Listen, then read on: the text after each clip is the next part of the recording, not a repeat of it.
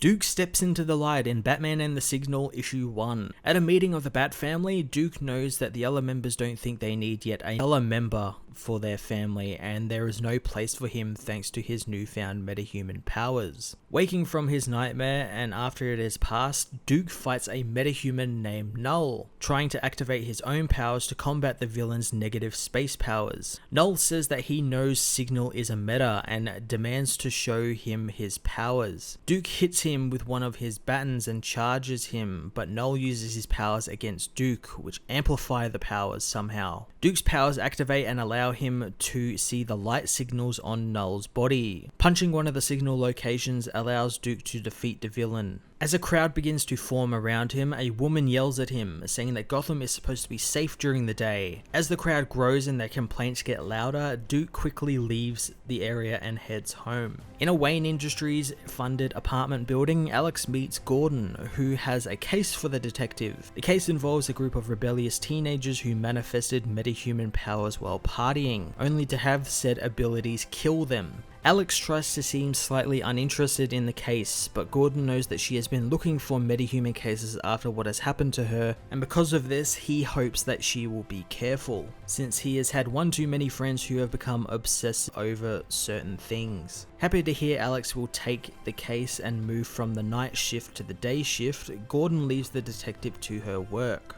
In the East Narrows, Duke waits for the results of the blood sample he stole from Null. His concentration is broken by his girlfriend Iz. Duke says that he feels lost thanks to his powers, and maybe if he solves this metahuman case, he will be able to find out who he really is. Iz and Rico remind him that they know who he is, and he is a Robin, much like how she and Rico were, only Duke was the only one who graduated. Their talk is interrupted by Duke's cousin Jay, who isn't impressed that he has a closed door with his girlfriend. Duke quickly shoos away his cousin as Rico finds something from the blood sample. Rico discovers Null's cells were reactive to Duke's own cells, meaning they were getting stronger when Duke was closer to him.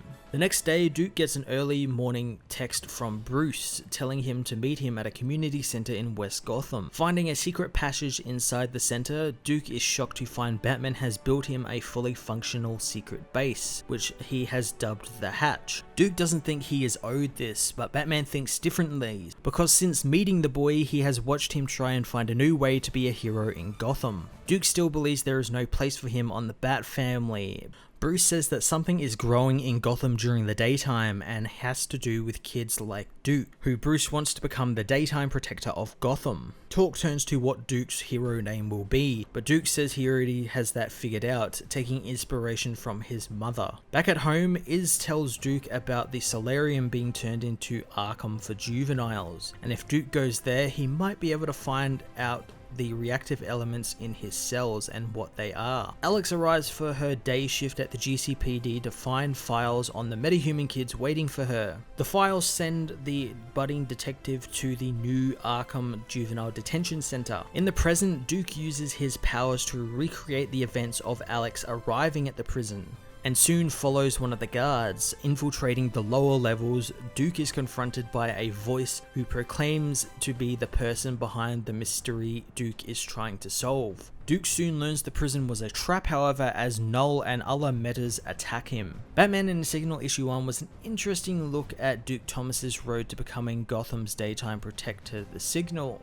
And while I like Duke as a character, I feel the whole concept of him being a character called the Signal a little silly. I don't get that he's a hero that must operate during the daytime because Batman or any of the other many Bat family members can't. It feels like a really lazy excuse to have him do something, and they didn't know what to do with him, so they're just like, oh, we'll make him, you know, Batman but during the day sort of thing. Also, does Batman not see the danger in pitting what is essentially a still in training Robin, still very green Robin, against metahumans with terrifying powers like Null? Like, dealing with metas is something like a Justice League problem, or like at least a hero who has powers that could actually combat these and not powers like the signals, which are, to be totally honest, are just basically watered down Green Lantern powers, really. I am interested to see what happens with Duke next. This series could be saved by something, but at this point, I don't really get the logic behind him and how he has to work during the day and how he can't do anything else, really. I'm going to give this issue a 6.5 out of 10. Hey everyone, thanks for watching my newest video. If you enjoyed it, you might also like to check out my other reviews here on my channel. You can also follow me on various social media platforms like Twitter by searching Matt_FOS,